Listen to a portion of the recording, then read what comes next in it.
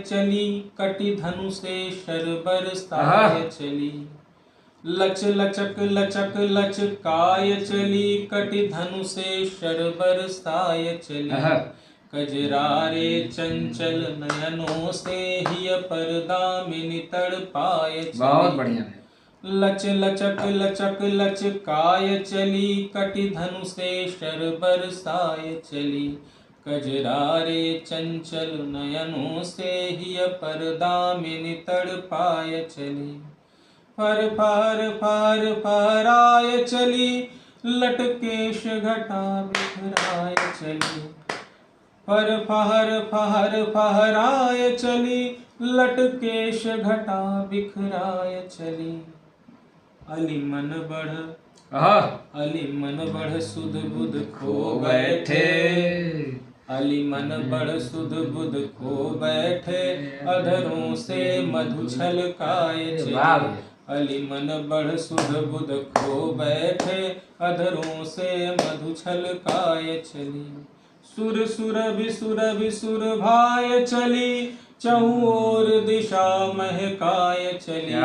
सुर सुर विसुर भाय चली चहुं ओर दिशा महकाय चली। चंपा जूही सब लज्जित हैं। चंपा जूही सब लज्जित हैं। चंपा जूही सब लज्जित हैं तन चंदन गंध बसाए। चंपा जूही सब लज्जित हैं तन चंदन गंध बसाए चली।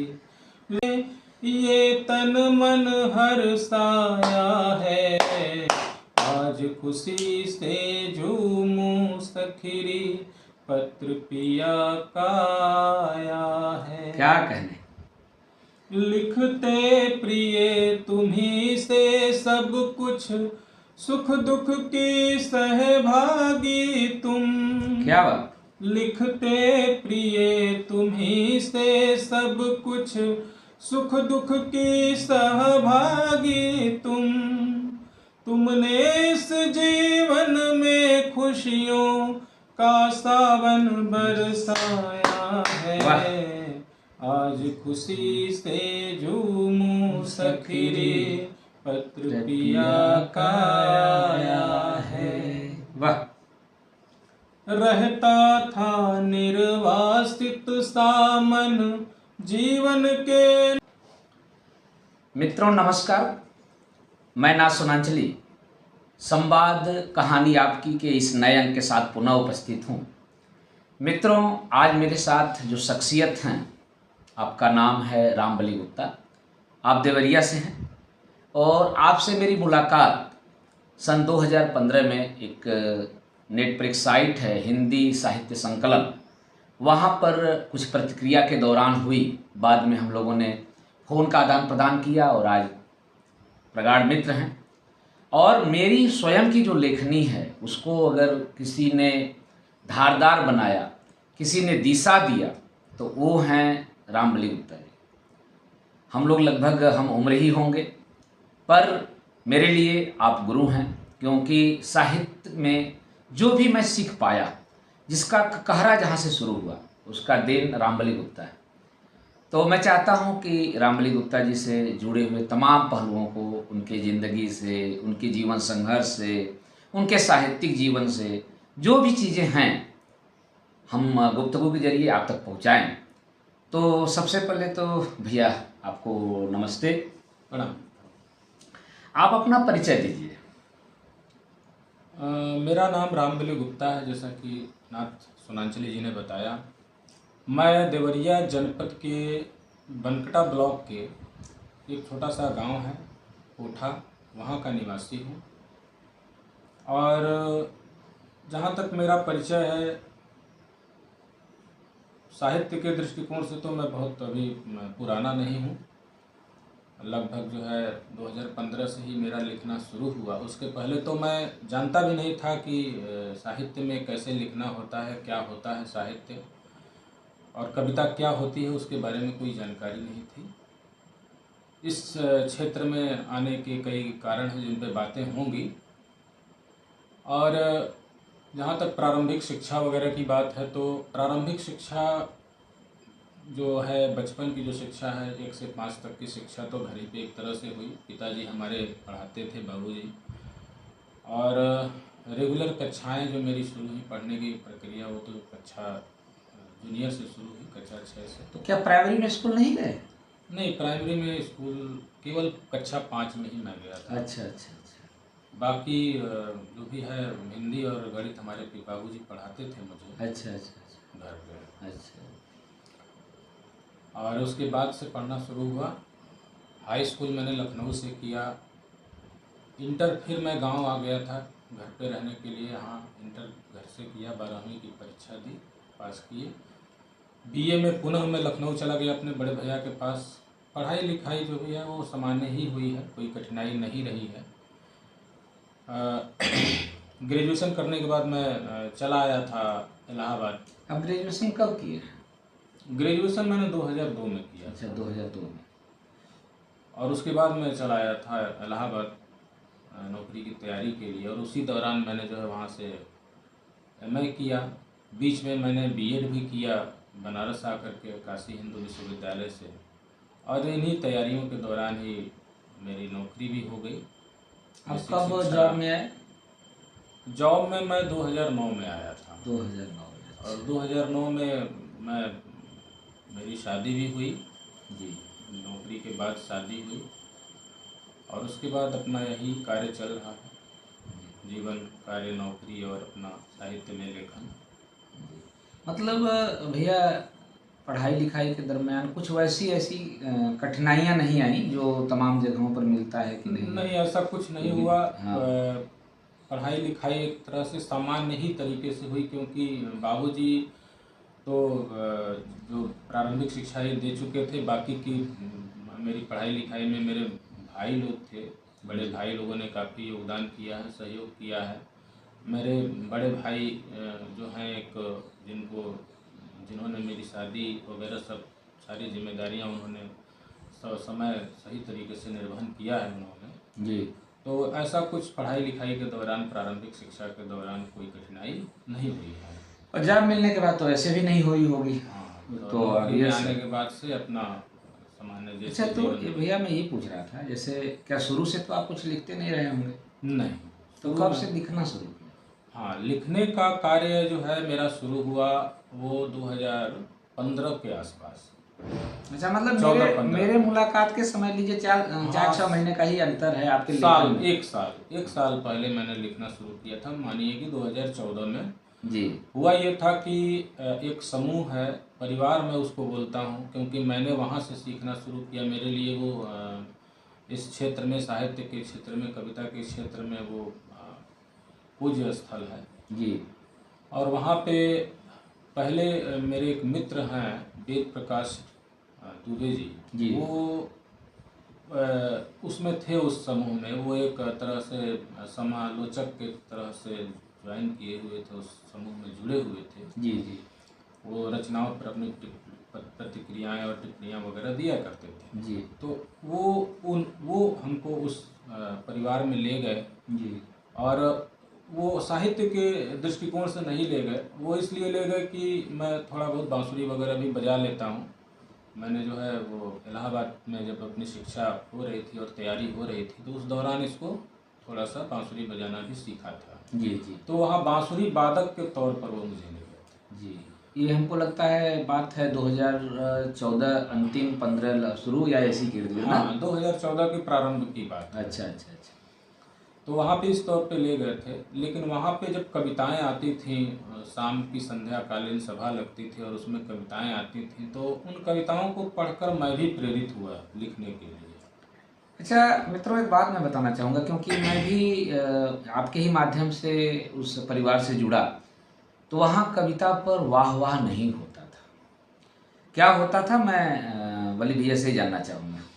और वहाँ पे कविताओं की सही बात करें तो वाहवाही से ज़्यादा उस कविता का ऑपरेशन किया जाता था। ऑपरेशन का मतलब यह है कि उसमें जितनी भी कमियां हों, त्रुटियां हों, उनको सुधारने का काम किया जाता है। वो एक कार्यशाला जैसा है। ऐसा नहीं है कि बस कविताएं आ गईं और लोगों ने जो है वाह वाह करके प्रोत्साहन दे दिया। वहाँ प्रोत्साहन से अधिक ज़रूरी होता है कि कविता निखर जाए, कविता अच्छी हो जाए और सुंदर हो जाए, सुंदर बनाने का कार्य होता है। तो वहाँ पे बहुत कम लोग टिक भी पाते हैं। जो कविताओं पे अपने नकारात्मक टिप्पणियों को सहन नहीं कर पाते हैं, वो वहाँ पे रह नहीं पाते, वो बहुत जल्दी उस परिवार से निकल भी जाते हैं। ऐसा बहुत हुआ है हमारे दौरान, बहुत से लोग नए जुड़े और चले भी गए। तो उन्हें अपने आप को उतना सहनशील बनाना होता है कि वो अपनी कविताओं पर कुछ नकारात्मक चीज़ों को भी, जो प्रतिक्रियाएं आ रही हैं सुधार के दृष्टिगत, उनको जो है स्वीकार कर पाएँ और उसको सहन कर पाएँ उस नकारात्मकताओं को। मित्रों, इसको इस तरह समझिए कि आपने एक कविता लिखा तुकांता मिलाते हुए, और इसके बाद आपको नहीं मालूम कि वो कविता कविता की श्रेणी में है कि नहीं, क्योंकि कविता सिर्फ तुकांतता मिलाने की चीज़ नहीं है, या कविता केवल भावों का संप्रेषण नहीं है। भाव का संप्रेषण तो आप गद्य में भी कर सकते हैं। तो अगर किसी पंक्तियों को आपने लिखा है तो उन पंक्तियों में क्या गुण दोष है, मात्रा के आधार पर, लिंग के आधार पर, वचन के आधार पर, ये गुण दोष जो है, जो अगर कोई बताए तो आजकल ये बताते लोग नहीं, कारण है। अगर हमने कुछ लिखा और आपने मेरे पे कहा कि नहीं इसमें वचन दोष है, तो हमको बुरा लग जाएगा।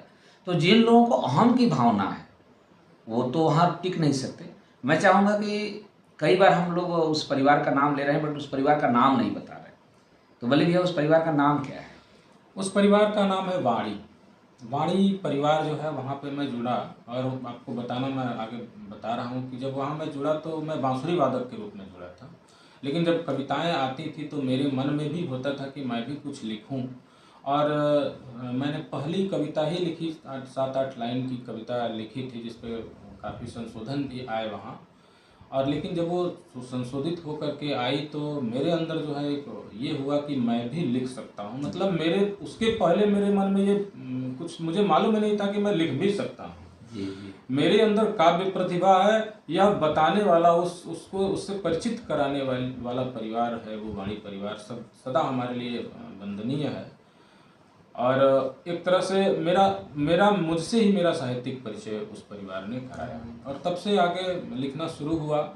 और वहाँ के वरिष्ठ सदस्य जो हैं उन्होंने हमेशा सहयोग किया, बताया, सिखाया, उंगली पकड़ करके जैसे सिखाया जाता है, जिसमें कि हमारे आदरणीय गुरुदेव आचार्य रवि शुक्ल जी हैं, पवन जी हैं, निर्दोष दीक्षित जी हैं। आप सभी ने हमेशा सीखने के प्रति जागरूक किया और सहयोग किया और सिखाया। और आज की स्थिति ये है कि मैं तमाम छंदों में कठिन जो सवैया के छंद होते हैं, जो सवैया होते हैं, कठिन से कठिन सवैयों को भी मैंने सार्थक तरीके से साधा हुआ है। और गज़लों पे भी थोड़ा बहुत, गज़लों पे तो बहुत काम नहीं हुआ, लेकिन गीतों पे और छंदों पे काफ़ी काम किया है मैंने। और सभी, लगभग सभी विधाओं पे थोड़ा बहुत अपना कार्य हुआ है।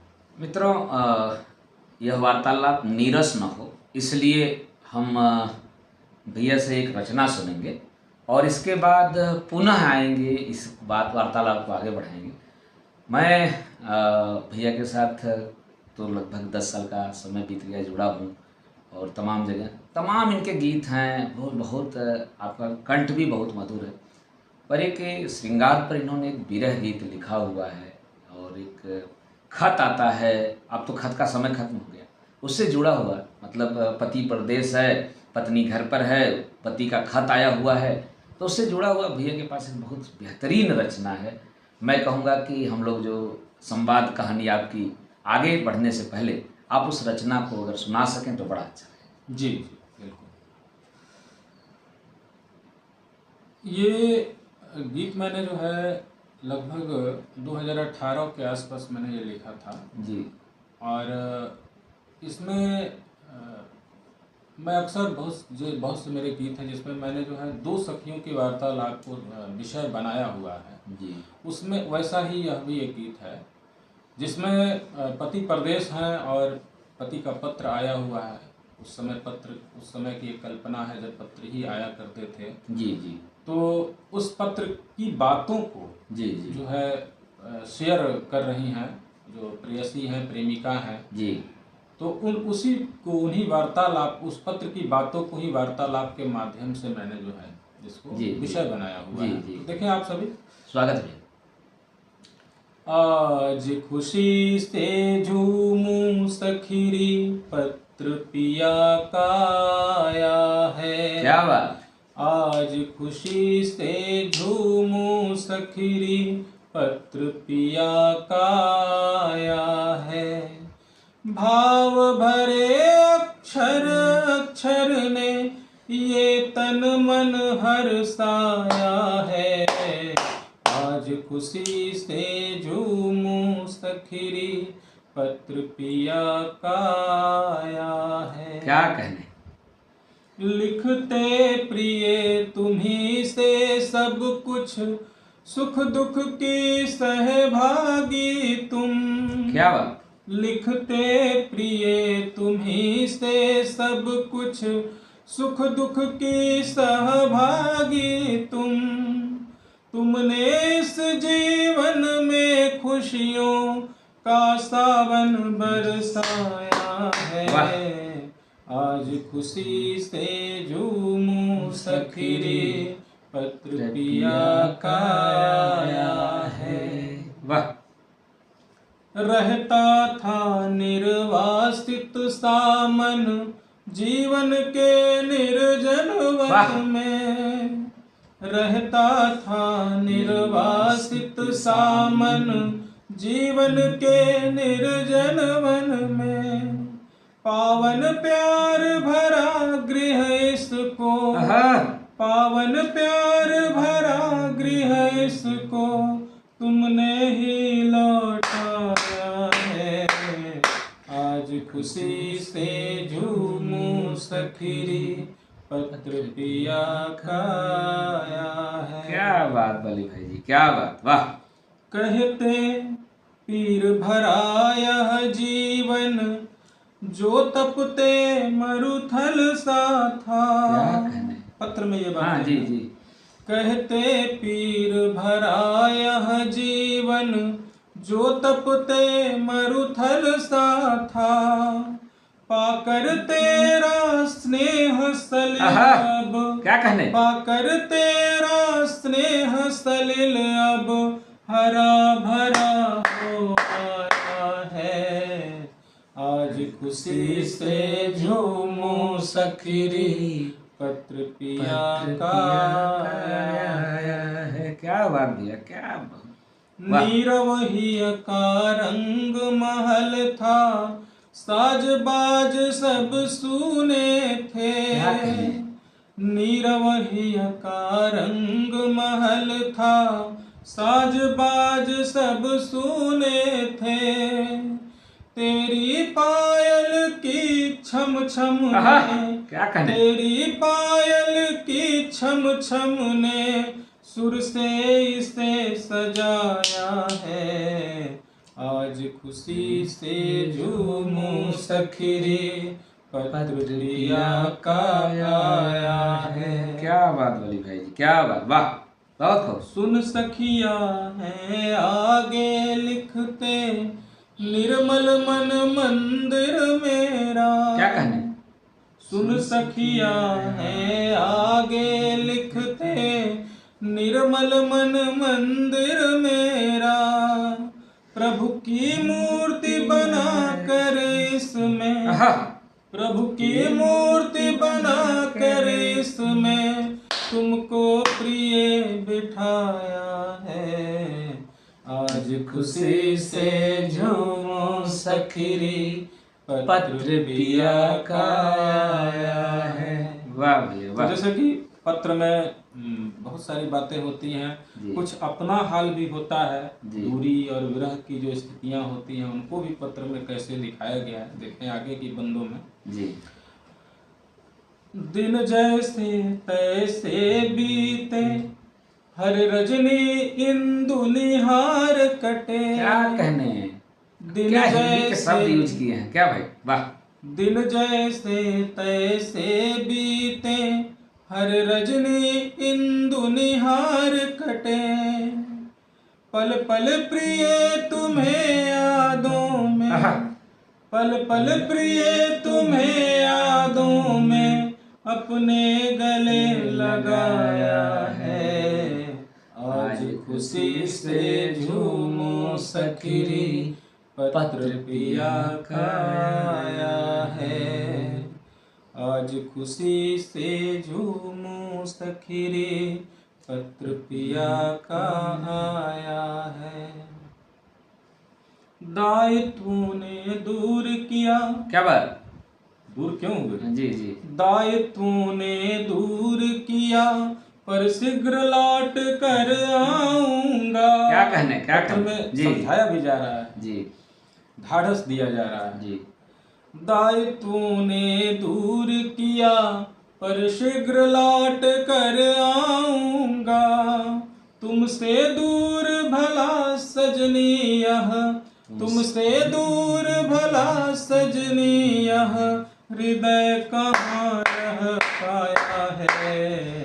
आज खुशी से झूमो सखीरी, पत्र पिया का आया है। वाह भैया वाह। आज खुशी से झूमो सखीरी, पत्र पिया का आया है।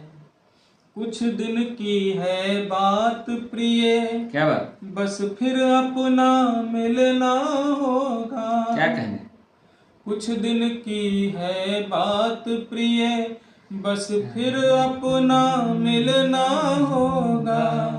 यही सोच कर मन को अपने, यही सोच कर मन को अपने, मैंने सदा मनाया है। आज खुशी से झूमो सखीरी, पत्र पिया का आया है। वाह भाई बली। आज खुशी से झूमो सखीरी, पत्र पिया का आया है। और इतनी सारी बातें पढ़ने के बाद जब नायिका भावुक हो जाती है तो वो क्या कहती है, क्योंकि अब उसकी आंखों में आंसू आ जाते हैं। जी जी, और भरे हुए आंखों में अश्रुओं को लेकर कोई चीज़ पढ़ी नहीं जा सकती। जी जी जी। तो फिर आगे क्या होता है, तो शेष सखी अब तू ही पढ़ ले, और न मैं पढ़ पाऊंगी। शेष सखी अब तू ही पढ़ ले, और न मैं पढ़ पाऊंगी। बलि हृदय कान्हे उमड़ कर, बलि हृदय कान्हे उमड़ कर, आँखों में भर आया है। आज खुशी से झूमो सखीरी, पत्र पिया का आया है। आज खुशी से झूमो सखीरी, पत्र क्या बात है भाई, बहुत बेहतरीन गीत। और मित्रों, इस गीत में अगर आपने देखा होगा तो श्रृंगार, विरह और साथ ही हिंदी के बहुत बेहतरीन शब्दों का समावेश करके इस गीत का ताना बाना बली भैया ने बुना है। मुझे ये गीत बहुत पसंद है और मुझे था कि बली भैया के मुख से आप सबको भी यह गीत सुनाऊं। अच्छा बली भैया, मैं ये कह रहा था कि जब मैंने अपनी कोई रचना हिंदी साहित्य संकलन पर डाली और आपने उसे पढ़ा, तो आपको क्या लगा कि इस पर प्रतिक्रिया देनी चाहिए? क्योंकि इनकी प्रतिक्रिया थी कि कविता में केवल तुकांतता नहीं होती है, बहुत कुछ और भी होते हैं, उसका एक शिल्प होता है। मुझे जो याद आ रहा है, ये लगभग 10 साल पहले की बात है जी। तो क्या सोचकर आपने प्रतिक्रिया दी थी? देखिए, इतने समय साहित्य में रहने के उपरांत मैंने यह पाया है कि चाहे कविता कैसी भी हो, अगर रचनाकार ने उसे रखा हुआ है और उसमें त्रुटियां हैं जी, तो उस पर ध्यान इंगित कराना रचनाकार का जरूरी होता है। यह हो सकता है कि रचनाकार उन त्रुटियों को जो इंगित किया गया है उसे स्वीकार करे और या न करे, वो माने या ना माने, लेकिन अपना ऐसा मेरा स्वभाव है कि मैं जब अगर कोई रचना मेरी आंखों के सामने से गुजरा है और मैंने उसे पढ़ा है और उसमें कहीं कुछ कमी दिखती है तो मैं एक बार जरूर रचनाकार को उस उससे अवगत कराने का प्रयास करता हूँ कि वह जान सके कि हाँ, यहाँ त्रुटियाँ हैं। और इसमें कभी कभी मुझे स्वयं भी जो है झेल उठानी पड़ती है, क्योंकि ये प्रतिक्रियाओं को स्वीकार करना आसान नहीं होता है।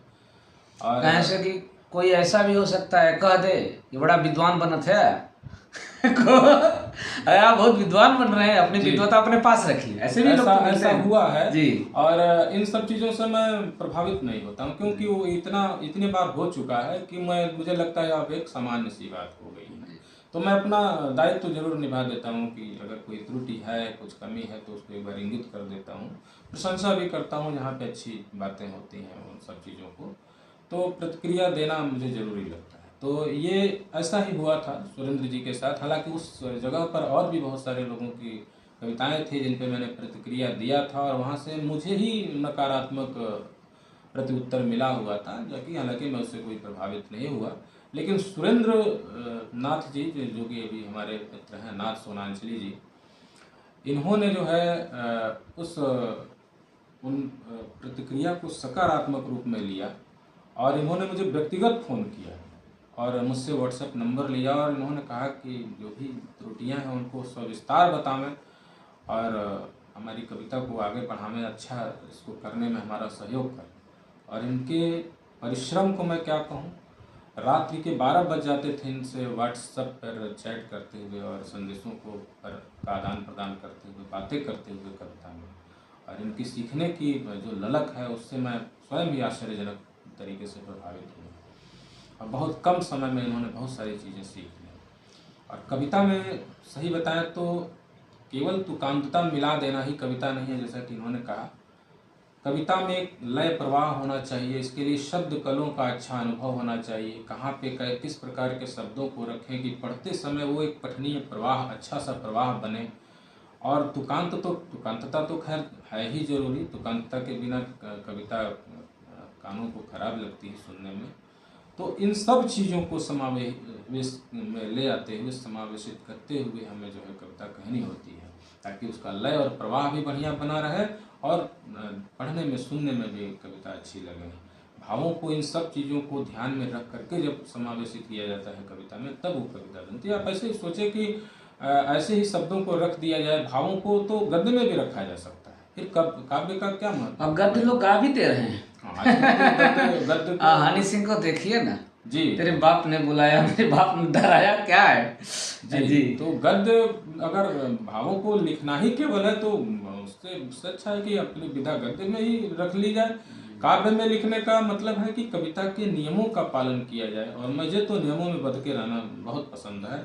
बिना नियमों की कविता तो जैसे स्वच्छंद स्त्री हो, वैसे कविता स्त्री स्वरूपा है ना, स्त्री स्वभाव है कविता का, तो उसको सजा धजा अलंकृत होना बहुत जरूरी। आप सोचें स्वयं की एक ऐसी ही कविता हो, एक ऐसी ही स्त्री हो जिसका कोई श्रृंगार, कोई सजी धजी ना हो, और एक सजी धजी स्त्री हो तो कितना अच्छा सौंदर्य उसका होता है, कितनी लुभावनी होती है। तो उसी तरह कविता है, स्त्री स्वभाव है, तो उसका सजा धजा होना बहुत जरूरी है जी। अगर वो सजी धजी हो, अलंकारों का प्रयोग किया गया हो, उसमें लय प्रवाह नियमों का पालन किया गया हो, तो वो कविता सजी धजी कविता होती है, जो सभी को आकर्षित करती है। जी। तो इसलिए कविता में केवल तुकांतता मिलाना कविता नहीं है। अभी भैया कह रहे थे कि कविता को सजाने की बात, तो कविता सजने के बाद किस रूप में आती है और कैसी लगती है, तो क्यों ना इनके मुंह से ही वो कविता सुना जाए जो सजी हो, और सुनने के बाद आपको लगे कि हाँ यार कविता को इस तरह हमें सजाना है। भैया की बहुत ही कह लीजिए मधुर गीत जो ये पढ़ते हैं तमाम जगहों पर, अच्छा लगता है। लच लचक लचक लचकाए चले, शब्दों का विन्यास कैसे रखा गया है, कैसे बुना गया है, आप इसे सुनेंगे तो भैया निवेदन है कि यही सुनाइए। जी जी, देखिए यह कविता जो है, मैंने जब मैंने कविता लिखना शुरू किया था उसके कुछ ही साल, 1.5 साल के अंदर ये कविता मैंने लिखी हुई थी, और यह श्रृंगार प्रधान कविता है। इसमें नायिका के सौंदर्य के वर्णन को रखा गया है, प्राथमिकता दी गई है, और सौंदर्य में भी ऐसा नहीं है कि शब्दों को इस प्रकार मैंने प्रयास किया है रखने का कि सुंदरता भी बहुत अच्छी है और भाव भी जो मैं चाहता हूँ वो बहुत ही अच्छे से सलीके से इसमें फिट हो जाए। जी जी जी। और इसको गाया भी मैंने जो है अपना ही स्वर दिया इसको, और ये किसी का चुराया हुआ स्वर नहीं है, किसी फिल्मी गीत पे आधारित नहीं है। तो देखें, सुने आप सब। स्वागत है, स्वागत। लच लचक लचक लचकाय चली, कटि धनु से शर बरसाय चली। लच लचक लचक लचकाय चली, कटि धनु से शर बरसाय चली। कजरारे चंचल नयनों से हिय परदामिनी तड़पाय चली। बहुत बढ़िया है। लच लचक लचक लचकाय चली, कटि धनु से शर बरसाय चली। कजरारे चंचल नयनों से हिय परदामिनी तड़पाय चली। फर फर फर फहराय चली, लटकेश घटा बिखराय चली।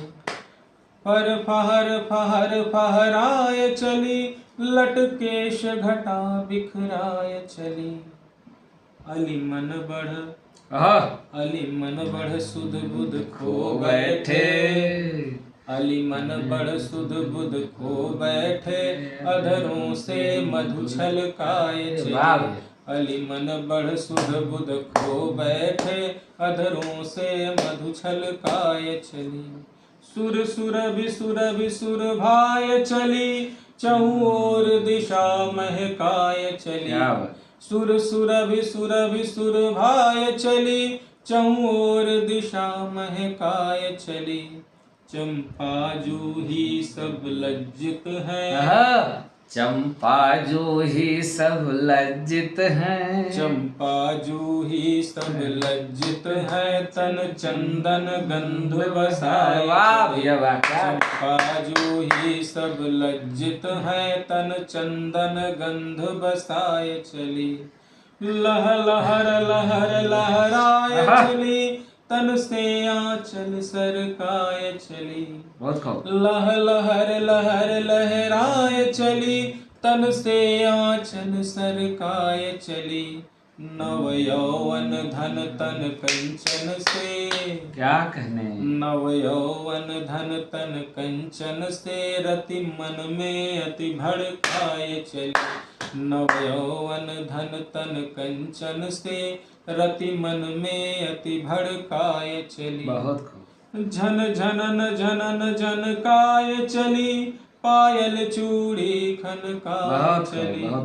झन झनन झनन झन झनन झनन झन झनन झनन झनकाय चली, पायल चूड़ी खनकाय चली। हिय के हर तार झंझोर सखे।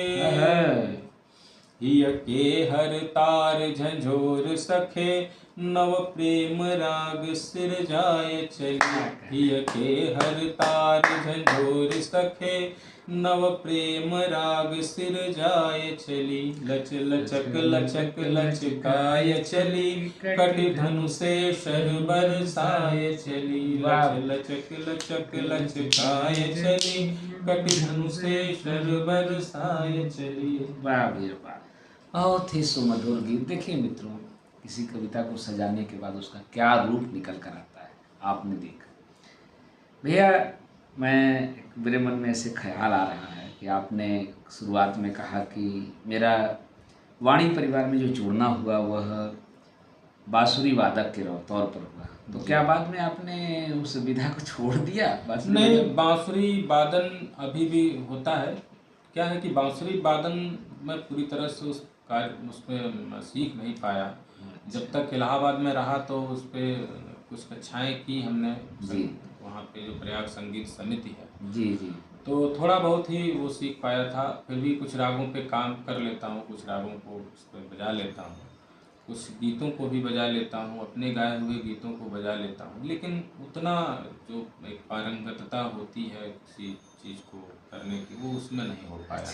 मित्रों, मल्लिक भैया ने छंदों पर बहुत काम किया है। मुझे याद है सन 2018 में देहरादून में OBO ओपन बुक्स ऑनलाइन की एक साहित्यिक गोष्ठी में मैं गया हुआ था। आप उसमें नहीं जा पाए थे। तमाम भारतवर्ष के नामचीन कवि, शायर, लेखक आए थे। तो वहाँ पर एक पत्रिका निकाली गई थी या वितरित की गई थी हम लोगों के बीच में। उसमें नामचीन साहित्यकारों की कुछ ऐसी रचनाएं थी जो दूसरों के लिए अनुकरणीय हो। उसमें मैंने देखा कि मैं भी बहुत, जैसे मेरे दिमाग से भी बात की भली भैया उस लेवल के नहीं होंगे कि भारतवर्ष की ऐसी पत्रिका जो उदाहरण के तौर पर दूसरों को दी जा रही हो कि देखिए छंदा जैसे लिखा जाता है, उसमें बली भैया का नाम था। मैंने वहीं से फ़ोन किया, इनको भी नहीं मालूम था क्योंकि ओपन बुक्स ऑनलाइन पर जो चीज़ें रखी जाती हैं वो मौलिक और अप्रकाशित होती हैं, और फिर बाद में वहाँ का जब वहाँ की पत्रिका निकलती है तो वहीं से वो ली जाती रचना है और इनके नाम के साथ आई थी। तो मैं चाहता हूँ कि भैया कुछ छंद पर भी रचना हो जाए। जी। देखिए, छंदों में लगभग बहुत से छंद हैं, जैसे दोहे हैं, सरसी हैं, सोरठा है, कुंडलियाँ हैं। इन सभी विधाओं पे, सभी प्रकार के छंदों पे मैंने काम किया है। और सवैया जो कि कठिन विधा है, जो वाणिक छंद होता है, और उनमें भी जो सबसे कठिन छंद है, जैसे महाभुजंग प्रयात सवैया है, या बागेश्वरी सवैया है, गंगोदक सवैया है, ये इनको लिखना बहुत थोड़ा कठिन होता है। इनके लिए शब्द नहीं मिल पाते हैं। शब्दों को इनके लिए सेट करना और इनको भावों के साथ शब्दों को सेट करना तो थोड़ा कठिन। एक महाभुजंग ही सुनते हैं, महाभुजंग प्रयाग। चलिए, मैं एक महाभुजंग आपको विषय इसमें मैंने रखा है गरीबी। जी। ज़्यादातर तो मैं श्रृंगार पे ही लिखता रहा हूँ, लेकिन ऐसा नहीं है, अन्य विषयों पर भी, देश प्रेम से संबंधित और राष्ट्र प्रेम और समाज से संबंधित जो विषय हैं पर भी मैंने लिखे हुए हैं। तो उनमें एक सवैया आप सभी के लिए मैं रखता हूँ। जी जी। कड़ी धूप या ठंड हो जान लेवा। कड़ी धूप या ठंड हो जान लेवा। जी। कड़ी धूप या ठंड हो जान लेवा, न थोड़ी दया ये किसी पे दिखाती। क्या बात। कड़ी धूप या ठंड हो जान लेवा, न थोड़ी दया ये किसी पे दिखाती। कि लेती कभी सब्र का इम्तिहान। जी। कि लेती कभी सब्र का इम्तिहान, और भूखा कभी रात को ये सुलाती। क्या बात। जरूरी यहाँ धर्म कानून से पूर्व। जी। जरूरी यहाँ धर्म कानून से पूर्व, 2 वक्त की रोटियां है बताती। जरूरी यहाँ धर्म कानून से पूर्व, 2 वक्त की रोटियां है बताती। गरीबी न देना खुदा जिंदगी में, कि इंसान से ये न क्या क्या कराती। क्या गरीबी न देना खुदा जिंदगी में, कि इंसान से ये न क्या क्या कराती। मित्रों, ऐसे कहा भी जाता है कि संसार में सबसे कोई बुरी चीज़ है तो गरीबी है, वो दीनता है। और दूसरा का इन्होंने जो कहा कि धर्म से भी ज़्यादा जरूरी क्या है, 2 रोटी है। तो हम लोग ऐसा सुनते हैं, भूखे पेट ना भजन हो ही गोपाला। तो ये कैसा आता है भैया से एक मतगयंत सुनने का मेरी इच्छा है, और मैं चाहूँगा कि अगर संभव हो तो इसे लय में सुनाएं, बड़ा अच्छा लगेगा। मतगयंत हम लोग जब, हमको याद है हम जब सबसे पहले मतगयंत वो पढ़े थे, नरोत्तम दास का था क्या, शीश पगा न जगह ना। तो आइए मतगयंत सुनते हैं भैया के मुँह से। ठीक है भैया, स्वागत है। मतगयंत सवैया मैंने जो लिखा है यह भी श्रृंगार से ही जुड़ा हुआ है। जी। तो सुने आप सभी। यौवन ज्यों मकरंद भरा घट, और सुवासित कंचन काया। क्या बात। यौवन ज्यों मकरंद भरा घट, और सुवासित कंचन काया। भौह कमान कटार बने दृग, केश घने सम नीरद छाया। क्या कहने। भौह कमान कटार बने दृग, केश घने सम नीरद छाया। देख छटा मुख के अति सुंदर, देख छटा मुख के अति सुंदर, पूनम का रजनीश रजाया। देख छटा मुख के अति सुंदर, पूनम का रजनीश लजाया, होठ खिली कलियां अति कोमल, होठ खिली कलियां अति कोमल, हाय हियाली है ललचाया, होठ खिली कलियां अति कोमल, हाय हियाली है ललचाया। क्या बात भाई, क्या बात। देखिए मित्रों, अभी आप सुन रहे थे मत गयन क्षण।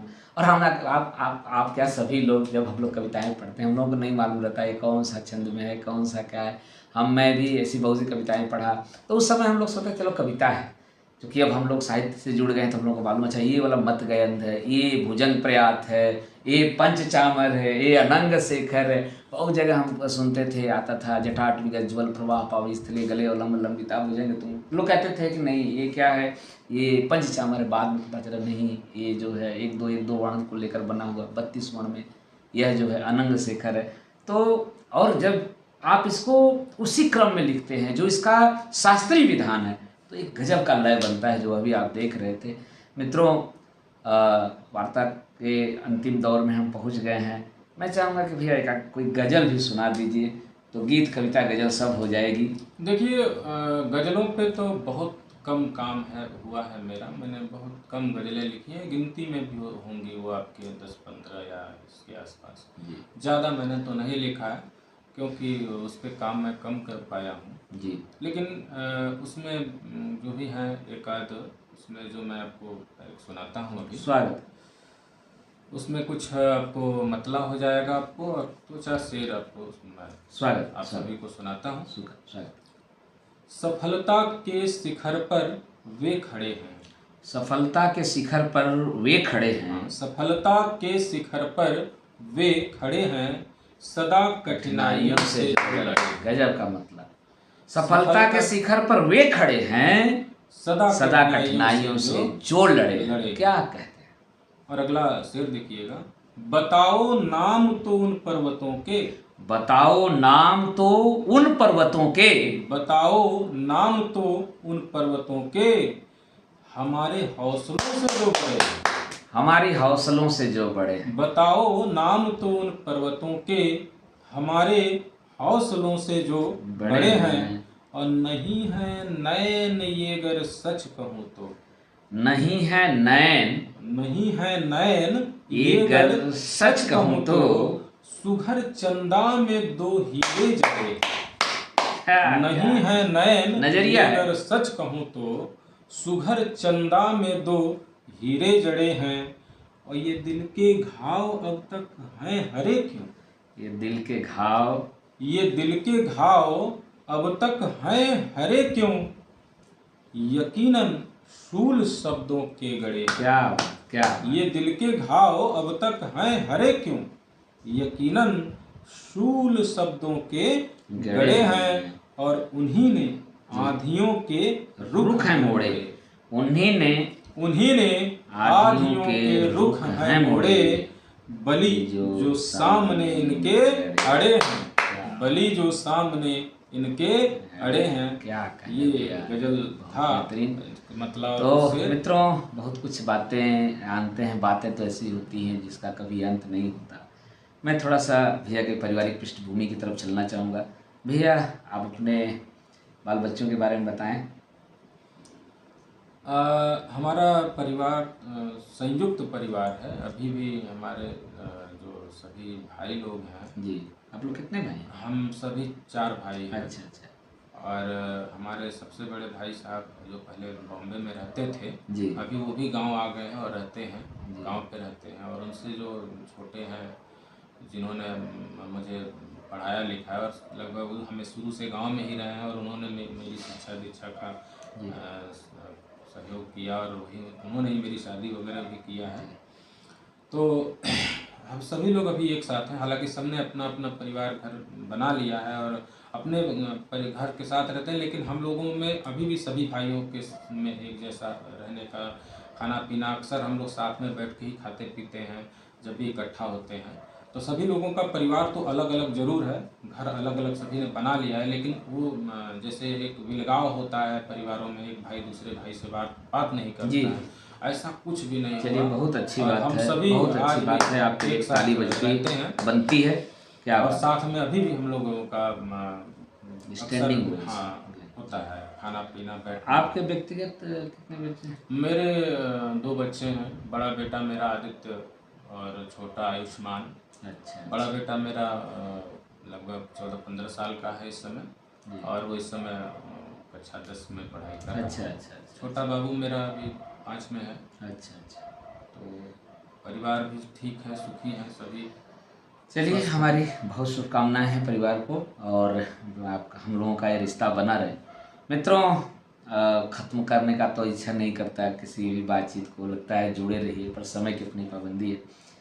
भैया से मैंने एक बार रचना सुनी थी, इनके पिताजी की रचना थी राम जी की बगिया में। तो अब समय नहीं है, इसलिए मैं कहूँगा कि उसकी केवल एक पंक्ति अगर सुना दें तो उसी के साथ हम अपना बंद करेंगे। ये जो है जब हम छोटे थे तो अक्सर कीर्तनों में बाबूजी मेरे जाते थे जी। तो वहाँ पे ये गाते थे और इस गीत को गाते थे। तो उसका बचपन की चूँकि वो गीत था तो मुझे उसका केवल मुखड़ा याद था जी। मुखड़ा याद रह गया था। बाद में वो किसी अन्य का लिखा हुआ गीत था जी। तो मुझे मुखड़ा केवल याद रह गया था। तो मुखड़े को के बाद मैंने उसमें अपनी 2 अंतरे मैंने उसमें जोड़े थे अभी। तो मुखड़ा ही सुनाइए, केवल बस वो पहला 2 लाइन ही सुना देखता दीजिए। हूँ मैं वो मुखड़ा और अंतरा अगर मुझे याद आता है तो मैं आपसे या तो केवल पहला ही पंक्ति सुना दीजिए। जी जी जी। राम जी की बगिया। राजा जी की बगिया में सुगवा सुगिनिया में, राजा जी की बगिया में सुगवा सुगिनिया में, लागल बावे प्रेमवा के डोर ए सुगी, मार नहानि हानि ठोरे सुगी, मार नहानि हानि ठोर, मार नहानि हानि ठोरे सुगी, मार नहानि हानि ठोर। और मित्रों, हमको लगता है ये पारंपरिक गीत है जो भजन में ये गीत का जो मुखड़ा है उसके आधार पे मैंने वो जो 2 अंतरे बनाए वो इसमें श्री राम जी और सीता जी का जो स्वयंवर था उसके पूर्व जो उनकी भेंट हुई थी बगीचे में। याद है कि विस्मृत है? विस्मृत है तो कोई बात नहीं, अभी मुझे वो लाइनें याद नहीं है। जाने दीजिए ना, लेकिन मैंने इसके अंतरे बनाए। बहुत खूबसूरत है मित्रों। और फिर कभी बलि भैया से चर्चा होगी तो आपको अवश्य वो गीत सुनाएंगे, किसी भी तरह सुनवाएंगे। और चूँकि भैया आज वाराणसी में हमारे आवास पर हैं और आपकी ट्रेन सच कहूँ तो कुछ ही समय बाद है, तो इसीलिए हमको मजबूरी में इस वार्तालाप को यहीं रोकना पड़ रहा है। और फिर अगली बार कुछ और गीतों के साथ, कुछ हो न हो, मैं वादा आपसे करता हूँ आपके स्वरचित गीतों के साथ मैं आऊँगा और अपने श्रोताओं को जरूर सुनाऊँगा। तो भैया बहुत बहुत धन्यवाद आपका, और आप सभी का इस कार्यक्रम से जुड़े रहने के लिए बहुत बहुत धन्यवाद। और मित्रों, आपके भी अगल बगल कोई ऐसा शख्सियत है जिसका आप चाहते हैं कि मैं संवाद कहानी आपके माध्यम से उनकी बातें लोगों के बीच में लाऊं, तो आप कमेंट बॉक्स में कमेंट दीजिए। हमारा यह कार्यक्रम कैसा लग रहा है इसको भी आप कमेंट बॉक्स में अपनी प्रतिक्रिया से हमें अवगत कराइए। तो मिलते हैं दोस्तों, नमस्कार।